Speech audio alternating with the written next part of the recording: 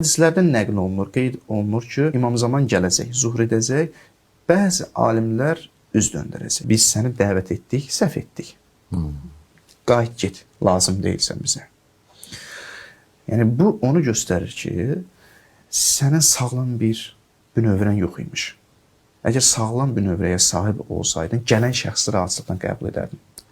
Sən İmam Zaman deyəndə, sənə İslam Peyğəmbəri deyəndə, sən burada özünün bir Peyğəmbərin var idi. Sən əslində İmam Zamanı gözləmirsən. Bu Peyğəmbəri gözləmirdin. Sən bilirsən kimi gözlədin, zehindəki bir varlığı gözləyirdin. Sən onu istəyirdin. Və o varlıq ki, bizim istəklərimizə cavab verəcək.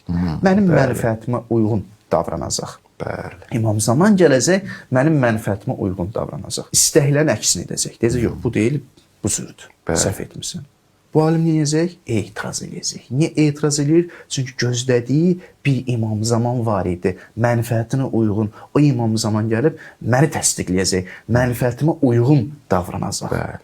Və bu da o İmam Zaman gələndə onu inkar etməyə səbəb olur. Sağlam inanc olmadığına görə belədir. Sən birinci sağlam inanc formalaşdırmalı idin. Sən o inancı yox, öz inancını, öz istəkləri və uyğun formalaşsan, təbii ki, İmam Zaman gələndə onu qəbul etməyəcəksən.